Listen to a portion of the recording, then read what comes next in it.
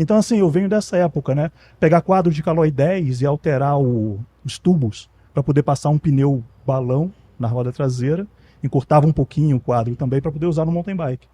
Era uma coisa como o Luiz fazia isso, o Luiz da ProBike, da antiga ProBike. Fazia isso com algumas bikes pra gente.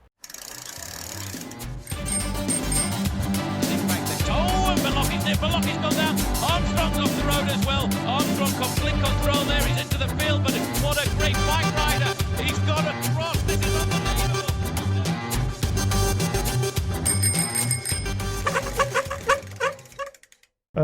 Então essa conexão com o bike, ela vem de criança, depois se conecta de novo comigo aqui, já na adolescência mais adiantada, mas no começo do mountain bike. Começo dos anos 90. Você pegou o começo, então? Sim, começão. Legal. Era até interessante que a gente não encontrava peça, a gente tinha que fazer. Né? Tinha um lance clássico que era pegar o pé de vela sujino de bikes da Aro 20, de croizinha, e parafusar nele a coroa, acho que a coroa, né, de mobilete. Que tinha lá seus... Na época tinha mobilete, né? Isso, tinha lá seus 32, 36 dentes. Então a gente parafusava na coroa de cross, das croizinhas, né? Sugino, coroa sugino. E pronto, já tinha um câmbio de 5 ou 6 marchas atrás e pelo menos duas coroas na frente, né? Uma coroa do pé de vela original, 42 dentes talvez, não me lembro bem, vocês uma menorzinha. Vocês não substituíam quando você parafusava, era para usar as duas, isso, né? As duas juntas. Achei que você estava usando uma só. Aí colocava lá um câmbio de Mosil, daqueles de ferro, de Caloi 10 e adaptava na dianteira e pronto. Já tinha ali o mountain bike, pelo menos 2 coroas na frente e algumas atrás. E funcionava. Putz, funcionava maravilhosamente bem. A gente se divertia muito com aquilo, ia pra longe com aquilo. Então, assim, eu venho dessa época, né? Pegar quadro de Caloi 10 e alterar os tubos para poder passar um pneu balão na roda traseira, encurtava um pouquinho o quadro também para poder usar no mountain bike. Era uma coisa como o Luiz fazia isso, o Luiz da ProBike, da antiga ProBike. Fazia isso com algumas bikes pra gente. Então, enfim, é muito firma-pé, cara. A gente pegava fita de embalagem, aquela fita de nylon. Pô, sei. E fazia o firma-pé com aquilo. Aquela vermelhinha. Isso. Soldava aquilo com ferro de solda, com garfo quente. E eu soldando uma fita na outra até montar ali um firma-pé, até a gente começar a encontrar isso nas lojas. Né? Até porque, essa época que você está falando, quem veio aqui já tem um tempinho, foi nos primeiros, a gente já está no 28º contigo, né, esse episódio. Foi o Paulo Marques. Sim, pô, não sei se não sei se foi o 3º ou 4º que ele veio.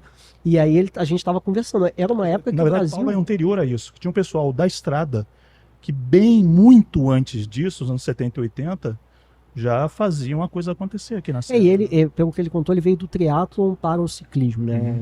Mas a gente estava falando nessa época aí, era uma época do Brasil que ainda não, que a ideia econômica era de bloqueio isso mercado vem da reserva de mercado, que veio desde os anos 60. Isso. E nada que era importado entrava aqui. E aquela velha história, não, vamos privilegiar a indústria nacional. Só que não privilegiava porque a indústria nacional não tinha como acessar as novidades para pelo menos recriar aquilo. Né? Então, você perdia a influência do que estava acontecendo. Exatamente. Né? A gente não tinha nada, mas via nas revistas, enfim. E tentava emular aquilo de alguma forma, né? Até o pessoal do Speed mesmo, bem anterior à galera do mountain bike desse período, adaptava os quadros de Caloi 10 ou de Peugeot, que era um pouquinho melhor, para que essa bicicleta se comportasse melhor na estrada. Aí você via lá na revista, olha como a traseira dessa bike é curtinha, uma Bianchi e tal. Pô, mas a gente só tem a Caloi 10, que a traseira é longa. Beleza, bota no ferreiro, o ferreiro encurta aquela traseira. Era muito comum a gente fazer isso. Quer dizer, o pessoal da estrada já tinha essa cultura bem anterior, né? Quando entrou o mountain bike, não tinha um produto e a gente queria usar e vamos lá, vamos inventar. Não, e até porque o mountain bike estava surgindo lá fora. Sim. Você tinha essa dificuldade de mercado externo e mercado interno, que era fechado, mas mesmo lá fora você ainda estava na época da descoberta. Pô, total, da tentativa e erro, né? Total.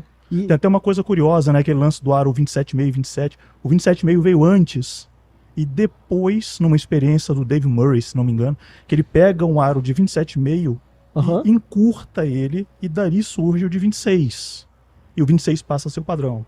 Quer dizer, até eles faziam as suas experiências e tentativas, né? Foi Aí muito até a coisa né? começar a sedimentar e tal, chegar naquela geometria, naquela estrutura que, beleza, isso aí é uma mountain bike. E mesmo assim não parou, né? Não, hoje. até hoje não para, né? Você vê, a gente tá agora no aro 29, e aí você tem toda essa, por exemplo, vamos falar de pneu, só para exemplificar. Você tem todo aquele jogo, o pneu 2.4, né, ou 2.10, Sim. e rodas com aro mais largo, enfim, e aí você pega do nada rapaz, foi o Koretsky, se eu não me engano, no XCC agora, que meteu um pneu de gravel. Aí, tá vendo? Entendeu? Então, assim, aí o cara meio que é o tal do você vai evoluindo numa linha, daqui a pouco vem alguém, dá um passo para trás, assim, e o troço funciona. Você vê muita coisa voltando, né? Isso eu acho muito interessante porque muitas das coisas que a gente faz hoje dentro do lifestyle, a gente vai falar muito disso. Vamos. O trabalho que eu faço lá no podcast do Gregário, por exemplo, Gregário Cycling Podcast, Uhum. uma das coisas que a gente leva como filosofia lá no podcast é justamente esse pezinho no passado, né? O ciclismo de estrada, principalmente, que é o grande foco do site lá, ele tem muito de tradição. Tem muito dessa coisa de conexão com a história.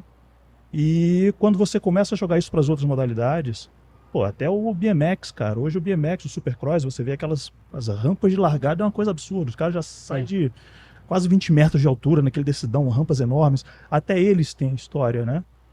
Talvez só o pessoal da pista que não evoluiu tanto, mas ainda assim tem evolução também. Né? Então, Sempre tem, mas né? sempre baseada numa coisa do passado e daqui a pouco volta um conceito antigo.